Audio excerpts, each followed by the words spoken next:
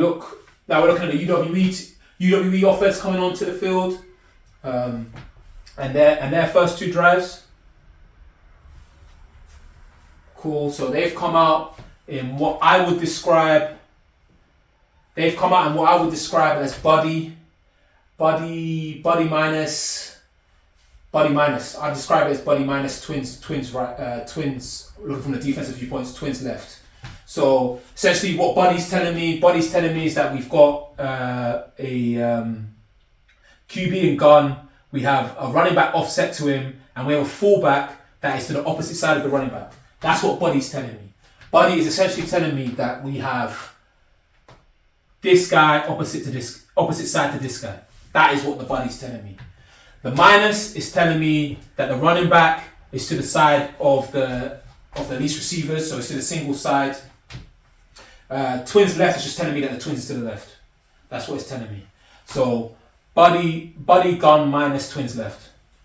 That's the way I would describe it if I was looking to figure out how I'm going to give terminology to my guys and how I'm going to plan against it. You might call it something different, as I've explained in one of my videos before. Everyone has their own terminologies. What matters is that you're all on the same page as to how you describe it. So what I'll be referring to this as is buddy gun minus and the twins left or twins right, depending on which side it is. Cool. And as I've highlighted in one of my previous videos as well, this is obviously a run look. So loads of guys towards the center, towards where the O-line is, it's a run look. Doesn't mean you can't pass out of it, but it's a run look. Cool, so let's see what they do.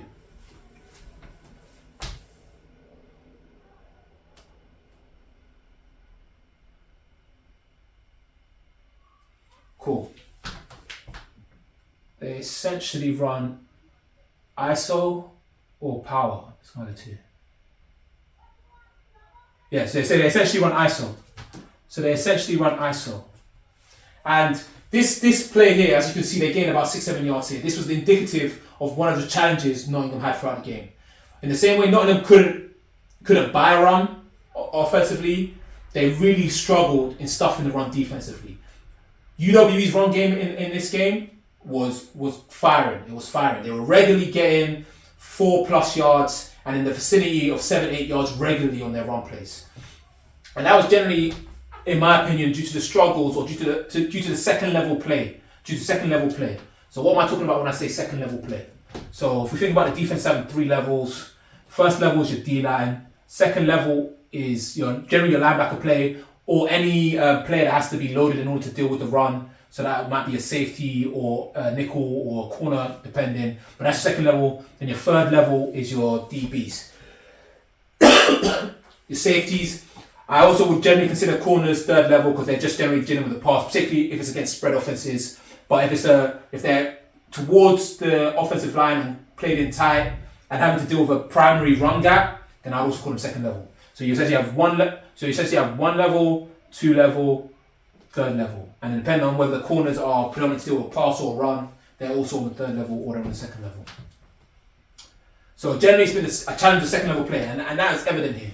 That was evident here.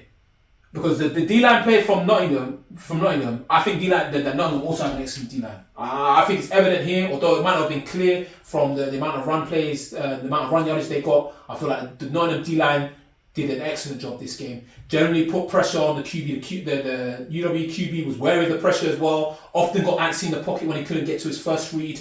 And they often created penetration, even in run plays. So,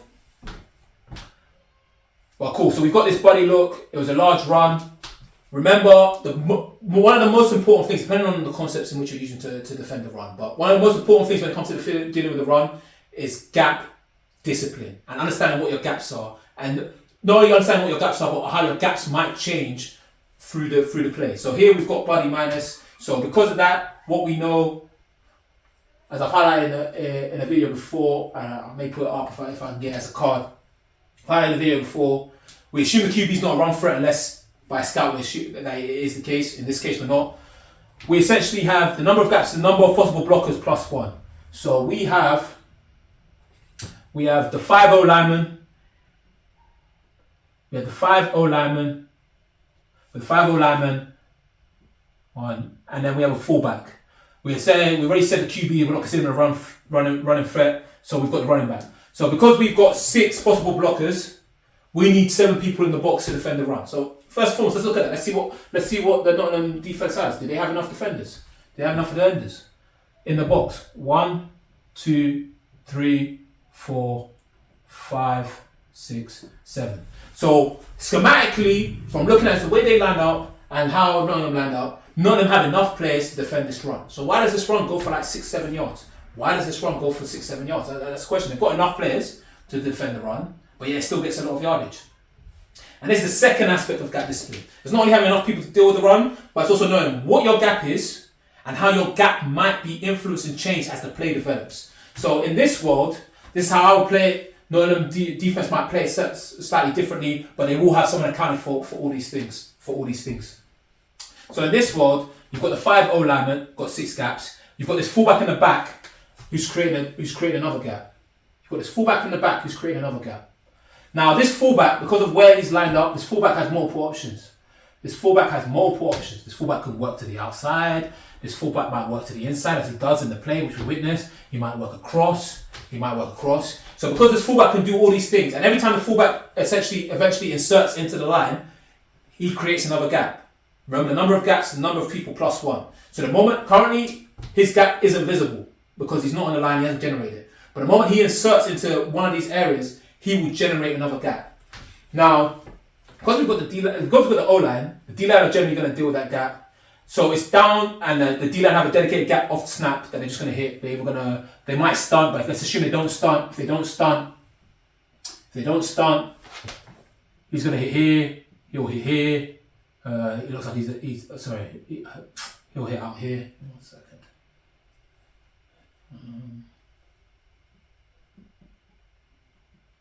So he'll hit here, 1 tech, he'll hit outside here, and essentially we then got 2 gaps left, which 2 of these guys are going to play, and the possible gap that this person can create.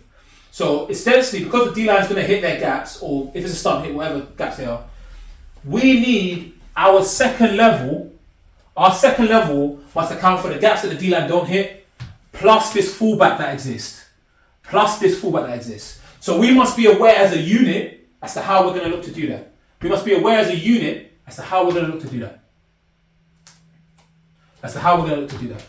Now, a way in which it could be done is essentially you will have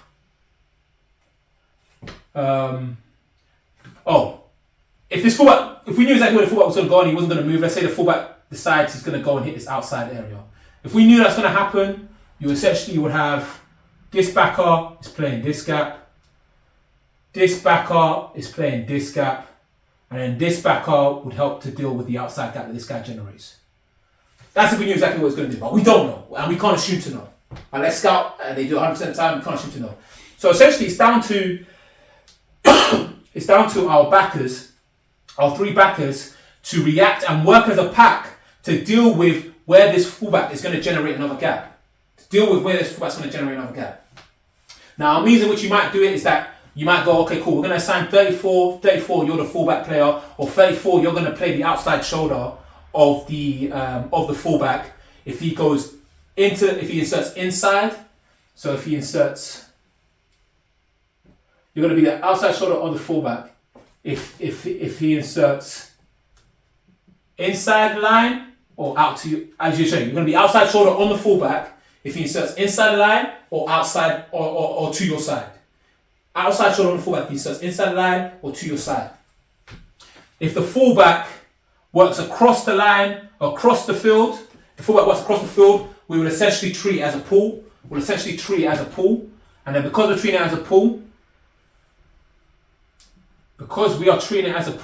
I'd expect that the linebackers work as a team, work as a unit to go and do the job. So if this guy were to work across the field, what would end up happening is that in the previous play, or the previous way we set up, we said that this person would have this gap, this person would have this gap, we've got this guy here, we've got this guy here. That's what we said. So if we treat it as a pull, essentially what ends up happening is that because this person's working across the line, across the field, We would mirror that. We would work. We then see him flash across us as a pull. We would work. See him flash across us as a pull. We would work. And essentially, 34 would end up replacing into this gap. 6 would end up replacing into this gap. And 7 would end up playing this on the outside. That's the means of how you do it. But those two examples I've given are showing you at the second level as linebackers or as a loaded safety or a loaded DB, we must work as a unit to deal with this extra gap and where it might pop up and be aware of it. So in the way in which they run this now,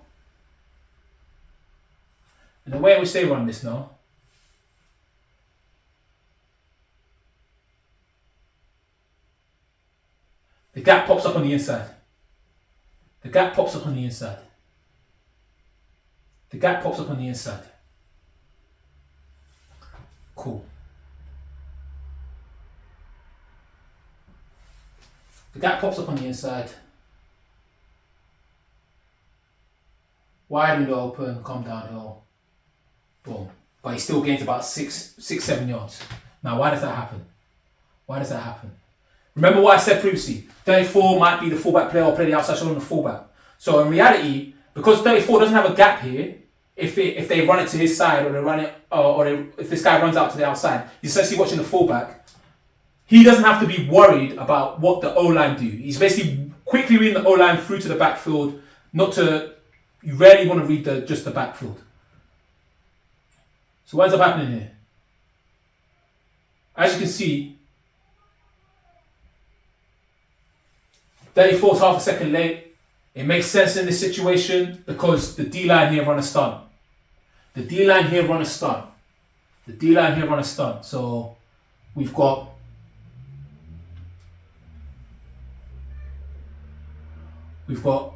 this guy looping inside, he's going outside, and they run it both sides. He's working here, he's looping inside. So because of that pre-snap, we need 2 people to deal with these outside gaps. 2 people to deal with the outside gap. Based on how 34 plays it, I assume he's one of the people dealing with the outside gap. Based on how 34 initially plays it, where he looks to protect the outside gap, I assume he's one of the people dealing with the outside gap. So let's assume 7's dealing with the outside gap. So because all these gaps are filled in, essentially 6 should become our guy who is mirroring and playing fullback. And depending on their rules, they might have it the case that 34 and 7, if someone comes out towards you, you're taking the outside shoulder, and then 6 basically just flows and takes the inside shoulder regardless of which way it goes. But it's very unlikely that if the fullback does fill inside, that will be 6's job to take the outside shoulder, because if he takes the outside shoulder, he basically negates one of his help. So he's the inside person, take the inside shoulder. So let's see how it then plays out.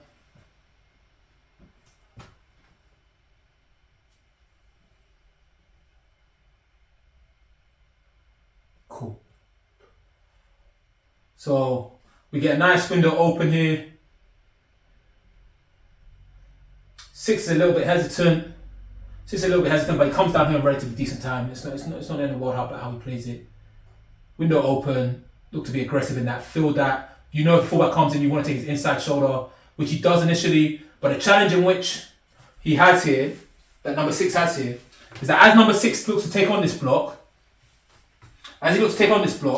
although he's in my opinion, he's to the right side of the fullback. The way in which he plays it is that it doesn't help him maintain or keep a hand free at all. It doesn't help him maintain or keep his hands free at all.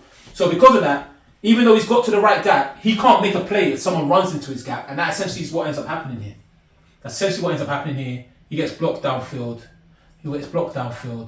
And then as the stunt is going, the D-line do a good job causing a lot of chaos. I think 7's a little bit passive, waiting. And then he ends up getting large yardage. But the D-line do a great job in terms of making a mess, getting some penetration. It's just a little bit more aggressive play from the second level and better taking on that block.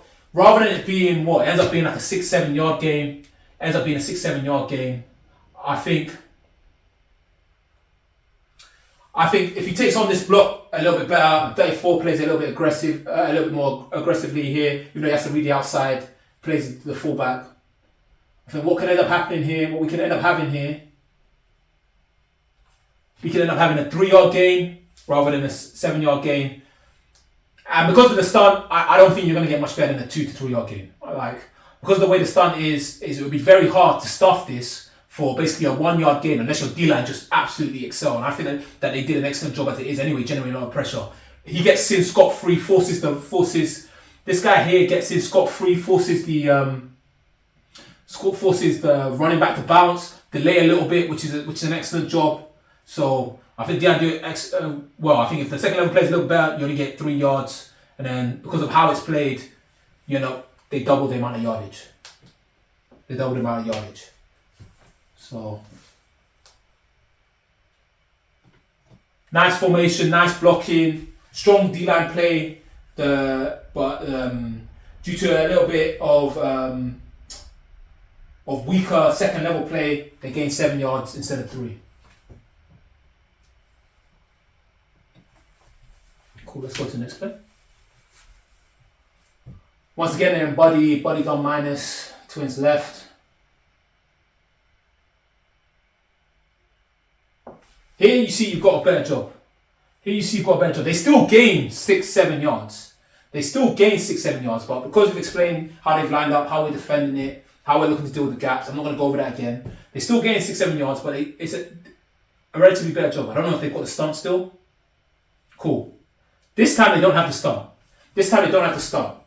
And I think this is one of the things that will certainly help them, and I feel may be necessary in this championship game for Knox to have the best chance of going and winning it all. I feel that this is the case, that their second level play, particularly their linebacker play, needs to improve to help essentially with the ultimate goal of minimizing the strength of the run game in which UWE had this game.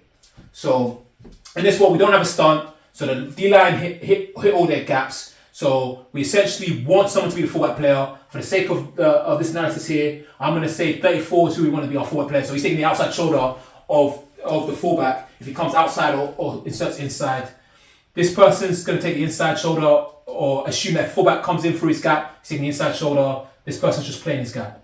That's what ends up happening. That's what we should end up seeing. So cool, we've got window open, or what I would describe window open. I might not have explained window open, so let me just explain that quickly. One of the terminology I had when I was getting coached, and I like to use it, but essentially we read the O-line, we've got guard tackle. Window open is if you have, let's say you've got the center, you've got a guard, center guard. If the center down blocks this way, this guy down blocks this way, you essentially have a window open. If the guard and the center block the same way, you essentially have window closed. Now, because you're reading the line and you're playing your gap, you'd still play your gap. Or I believe it's important to play a gap, and everyone just play their gap, and then we stuff the run. But in a window open situation, it basically just removes the thinking. If it's your gap and it's window open, you plug it and you plug it as fast as possible. So with the fact that here, before the fullback gets into the gap, we have a window open. In my mind, I would be expecting 6 to go hell for leather. Boom, just run through that gap as fast as possible. You don't know what's coming, but you expect something to be coming, and that's the gap you're meant to play. We go in as hard as possible, try and stuff it, and then if we do that, we meet the fullback at the line of scrimmage. That's where we meet him, rather than 3 yards downfield, which is where we initially end up meeting him here. Yeah, we cause a mess up, but if we meet at the line of scrimmage, we might stuff this for minimal to no gain, rather than the 3 or 4 yard gain that ends up happening here. Similar here with 34. 34 is looking to read the running back rather than the line, and then because of that, he's a little bit slow to get there. Yes, he makes the tackle, but they gain 4 yards rather than a 2 yard or 1 yard, or in this case, could have been a minimal yard gain. So I hope that's, from what I've explained there, it's clear as to how they could have done a better job in terms of stuffing the run for a shorter gain. Some of the strengths that the D-line has had in those first 2 plays, some of the weaknesses the second level players had. within this game. That's what's taken away from the linebackers doing a relatively decent job. But against the run, it was evident in the game. UWE were able to run the ball with a regularity and a fearsome that if they're able to do that again in the championship game, it is going to be a challenge, regardless of the strengths and how well Nottingham offense play, for them to go and do what their ultimate goal is, which is to pick up that trophy. So, yeah, let's go to the next play. Cool. They've come out again, this time in Buddy Plus. Twins right.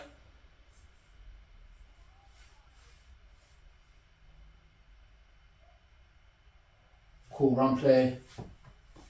Cool, what do we have this time? So this time we had a counter. We've essentially had a counter. So what's a counter? So let me do it blue just so we don't mix up with this.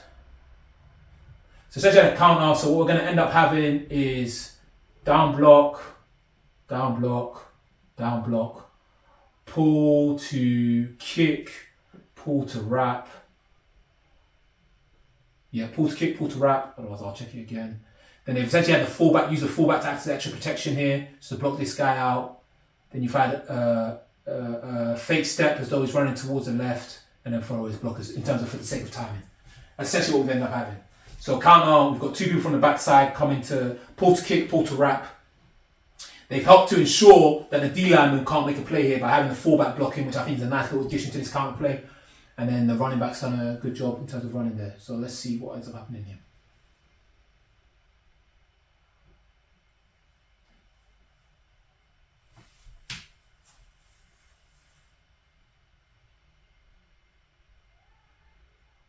Pull to kick, pull to wrap, boom, 3 yards straight to the second level. Now, why has this run gained so many yardage? Why has this run gained so many yardage? So cool, we've got a buddy look here. We've got a buddy look here. First thing. Well, it's obvious that Knots must have been expecting a pass. Knots must have been expecting a pass because they've lightened the box. They've lightened the box, or maybe they've decided they're going to do something else in order to deal with the fact they've lightened the box. Maybe they're going to look to put this end inside so that this guy has to watch for this as well as play the outside. That's an option, but they've lightened the box against this buddy look. And remember what we said? In order to be on paper anyway sound initially, unless you've got a mismatch of talent and have dominance, it's the number of blockers they possibly have plus 1. So, because they're in the buddy look, they still got 6 possible blockers. We're excluding the QB. We need 7 defenders. Assuming that we match up equally, we need 7 defenders. They've taken number 7 out of the box and they've only got 6. So straight away, if this was run well, or they get a hat on a hat, or they do a good job in terms of blocking it up, there is going to be a gap that cannot be defended by Nottingham. That's just on paper. That's what's end up going to happen. Unless someone does a great job and ends up basically doing the job of someone else, or being able to play 2 gaps. So here, from the start, they struggle.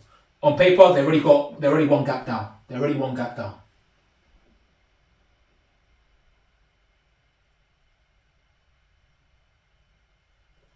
Now, maybe 6 is sent on a blitz.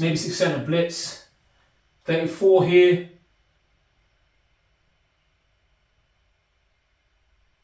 Is caught watching the backfield rather than the O-line. And I know some people might teach it that way. That's not my preference. And having played alongside some of the coaches at Nottingham, I imagine that's not how they teach it. But if it is the case, fair enough. That's their scheme. That's how they do it. And it's made them successful. That's their choice.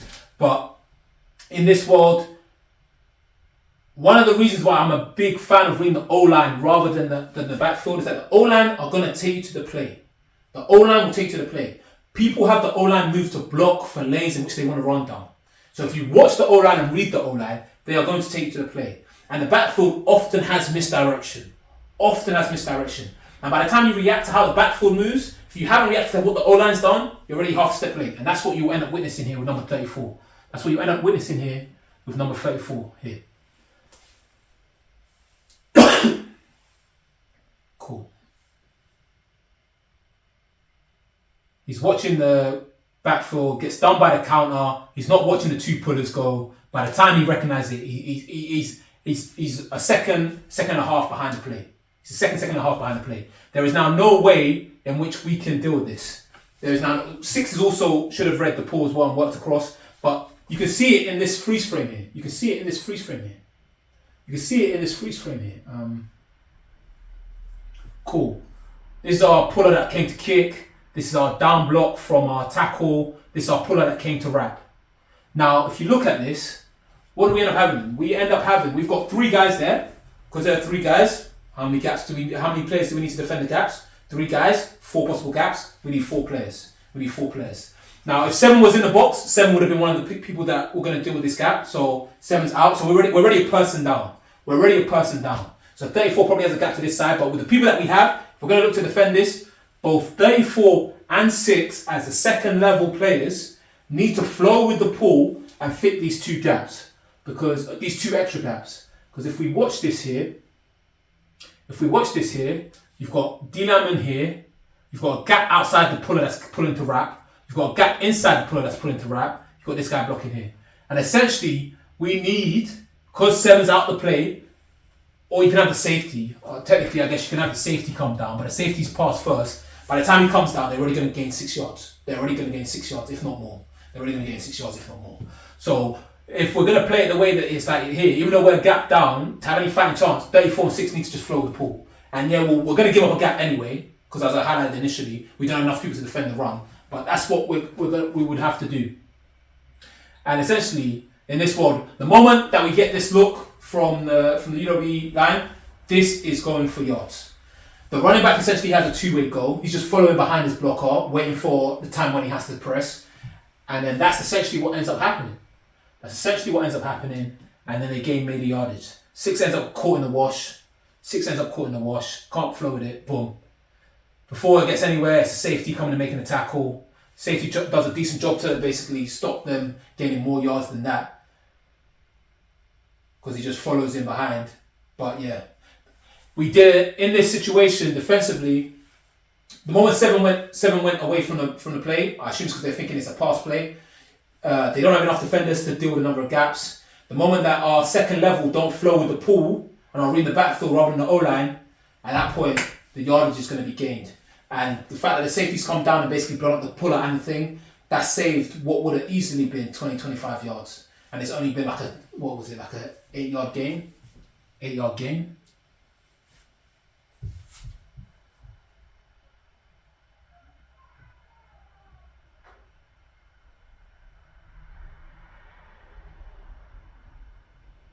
Yeah, it's like an 8-yard gain. That's just because of the excellent job of the safety. Cool, next play. Still UWE's first drive. Cool, we're in body. In fact, no, what's it called? Oh, yeah. We're in body. We've got an extra alignment. What would I call this?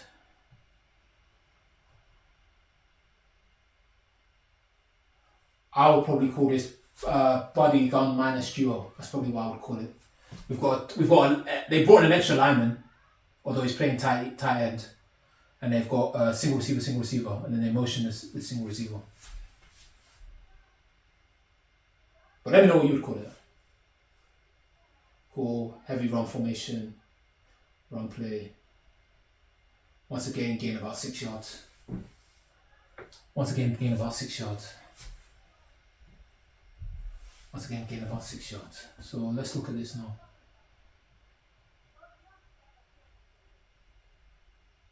So we motion this guy to become essentially another blocker.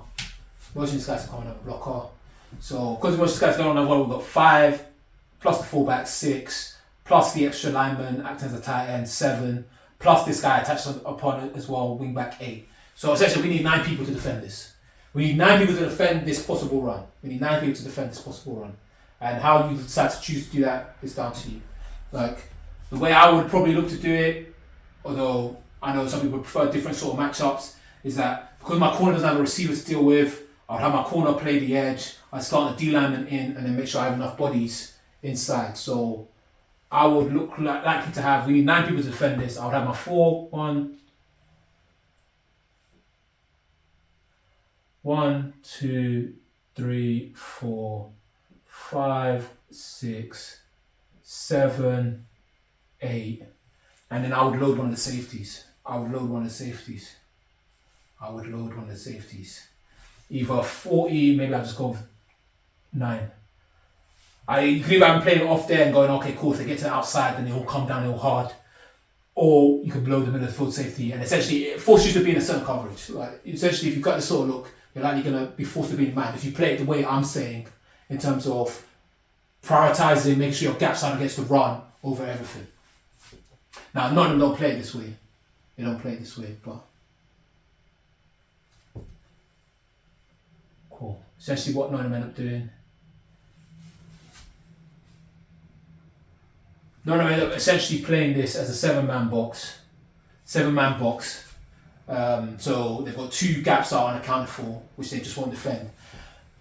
And the safeties are basically going to read. If they figure out it's a run, then they're going to come and help out late, or they're going to play the coverage. So essentially they're going, okay, cool.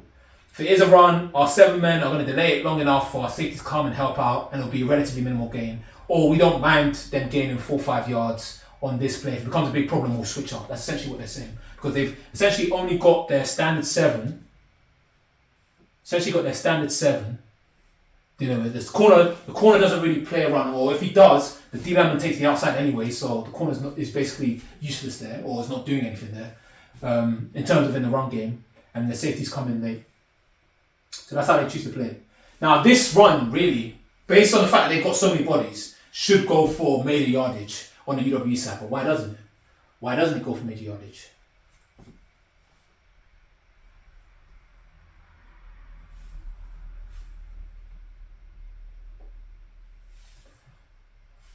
Cool.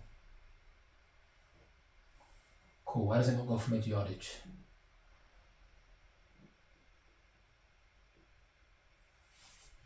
So they end up, in this one, they're looking to run a power. But the fullback gets confused by the fact that they're basically the D lineman.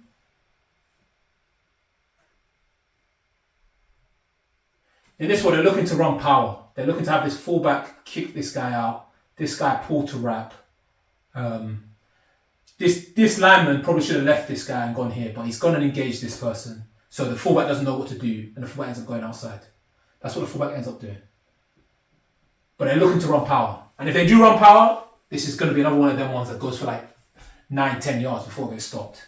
But essentially, what ends up happening is that they have 7 people, they need 9 to defend the run based on what we said initially.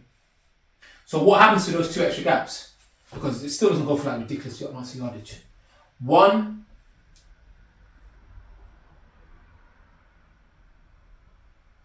of the extra gaps is essentially generated here/here. One of the extra gaps is, I think it's generated on the inside, because 34 takes the outside. One of the extra gaps is generated on the outside here, but the run's not going there, so it ends up being negated. So in a sense, Knox got lucky, then that's not where they're looking to run. Where the open gap is not where they're looking to run. And the second gaps essentially also ends up getting negated because of the fact that the fullback, because he ends up being confused by the fact that this lineman blocks this guy instead of leaving him for him, ends up working to the outside. And because he ends up working to the outside, the 2 gaps which he would have generated end up null and void. So rather than it being 9 gaps you have to deal with, it's now all of a sudden 6. And because the seventh player on knots essentially deals with one of these outside gaps, you essentially end up with a 6-on-6 situation. So you end up with 1, 2, 3, 4, 5, 6 against 1, 2, 3, 4, 5, 6. 1, 2, 3, 4, 5, 6. And you can essentially negate this guy from the UWE line because of how this D lineman plays it. he essentially ends up being the outside shoulder on this guy. He essentially ends up being the outside shoulder on this guy. So because of how the D lineman on Knots plays this, he acts as he makes it so that 1, 2, 3, 4, 5. Sorry. So you got 1, 2, 3, 4, 5. This fullback is going to basically run away and come out here and basically not be a factor because this D lineman is taking the inside shoulder. Because this D lineman is taking the inside shoulder, he ends up being your 6th guy. So you got 1, 2, 3, 4, 5, 6 against 5, and we're able to deal with that, and that's how you'll see it play out. So it's at 5 and 6. So we're now gap sound because of how it's ended up developing throughout the play. Even though at the start, if they'd run it perfectly, we wouldn't have enough people to deal with the run. So let's watch that. Cool. So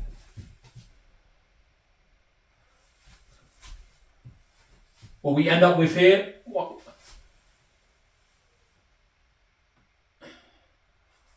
the lineman here has done a good job stacking this guy, shedding it, playing his gap, dives for his legs. Unfortunately, doesn't make a play, but this running back cannot run into this gap. So this running back only has this goal. Now, if the linebacker comes and fits this, we're looking at what maybe a 2-yard gain, But because he ends up getting caught up with this linebacker, this lineman, and this guy is just caught up in the wash, we don't get flow. The guy ends up taking the gap and gains like a bunch of yardage. So the second level play here, once again, is lacking, and it's been a challenge, and it's why this goes for a lot of yardage, even though initially they weren't necessarily on paper gap sound. Cool. And he ends up gaining like 7, 8 yards before the safeties come and help them out. Once again, we can't, on the second level, I can't stress this enough. Unless your coaches are teaching you this and are teaching you ways of having to deal with situations such as this, we do not want to read the backfield. The backfield lies. There's a lot of misdirection. There's a lot of stuff they do for timing. The backfield lies. If you stare at the backfield and assume it's going to get you to the play on time, it may happen like 30% of the time, but it lies. The O-line don't, generally, unless they're running naked. But if they're running naked, they're putting players at risk because they don't have any blockers for them. And that's not how offenses work. Offenses want to put their big guys in the way of the other guys so that their smaller guys can make big yardage.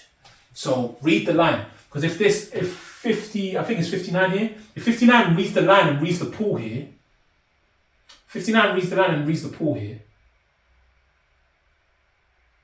he would be moving left, which he does a little bit slow. He'll be moving left at a faster pace.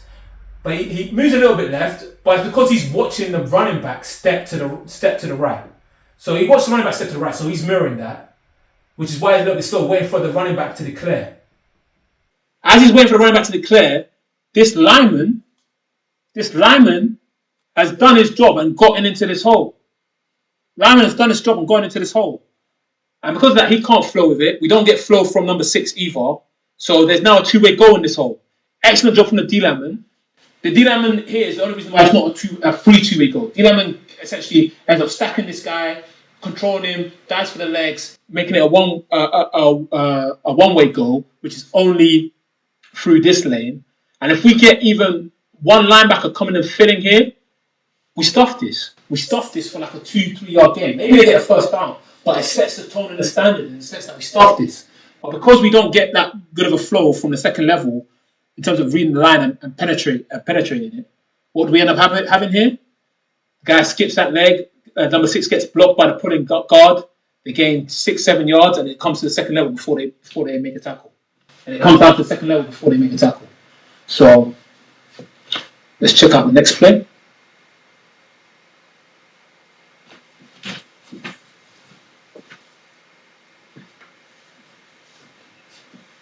Cool, this is a pass play. So as we see, UWE has been dominant with the run. They decided to go for a pass play in this situation. Come out in their trips, sort of trips down minus. QB gets antsy in the pocket and doesn't get outside. And I think it's one of the things that shows once again the strength of the Notts D-line. Notts D-line, they're relentless. They go after it, put in pressure, don't generate initial pressure, but keep collapsing that pocket. QB panics once he doesn't get his first read, starts looking to run to the outside. Now, I'm not certain what the QB is looking for here. It looks almost like a sort of dragon concept with a fade. I'm not sure what the concept is here from the UWE guys, but I think it might be a dragon with sort of a fade with an inside release. So essentially, this guy's going upfield, and then the concept is like an out here and a slant here. That's what I think. That's what I think it is. That's what I think it is. But it's not run well. It gets a very murky read. It makes QB a challenge. I'm not sure which one the QB is looking to hit off the bat, but the QB is looking at an initial read. It doesn't work out, and then he's off. He's off. And there's a difference between, and I think there'll be other players that highlight this, but this is what I feel like is one of the things that Nottingham can use to try and attack if they do a decent job in terms of if they take away the QB's first read. Unlike the Nottingham QB, who I thought watched some of the tape, what he's done an excellent job in is that it's clear that he knows the full concept and what his answers to and what he's going to look to progress to if the initial answer isn't there. The UWE QB doesn't do that as much, or it wasn't obvious to me on tape that he does that as much. He knows his number one read, he knows what he's looking to go for. If something else opens up while he's got a nice little pocket, he'll hit it once he's confirmed it, but he doesn't know what his answers and progressions are while rotating through the play. That's just from what I've seen. That's from what I've seen in terms of what the tape is telling me. And we see, this one is not a clear one because like it gets a murky read. I don't think the receivers run the route particularly well. I'm not 100% certain of the concept, but because of the way it's initially run, these two are instantly in the same sort of area. It's difficult to read off this. If you're being particularly picky, I guess you might go, "Oh, you've seen the corner. He's bailing. That we might be able to get this throw out here if we throw it on time." But I still think that's a risky throw. I think it's a challenge because of the way in which the routes have been run here, in order to know what he's trying to target straight off the bat, because it's just not crisp routes. Cool. But even then, I think this is a pretty good pocket from the UWE line, and I think that there is space here for the QB to step up into. There's space for the QB to step up into, but because his initial read was murky, and I feel that he's not wary as to what he wants to go to once that initial read is murky. He doesn't look to step up. He's looking to buy himself time to get a new platform to reassess the landscape and then make his throw.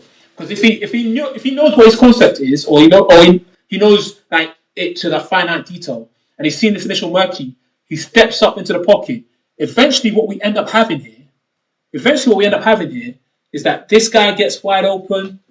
This guy's open to a degree, but this receiver here gets wide open. If he steps onto the pocket, he may get hit, but he'll be able to throw this to the receiver to the low side of the field. If you watch it now, he'll be able to throw this to the receiver to the low side of the field.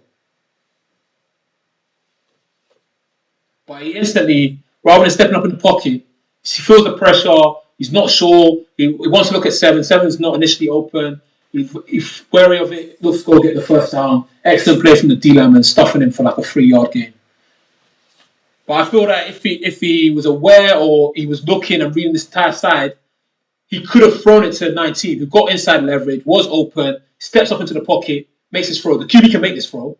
We'll see later on. The QB can make excellent throws, particularly down the sideline, and deep throws. It makes excellent throws.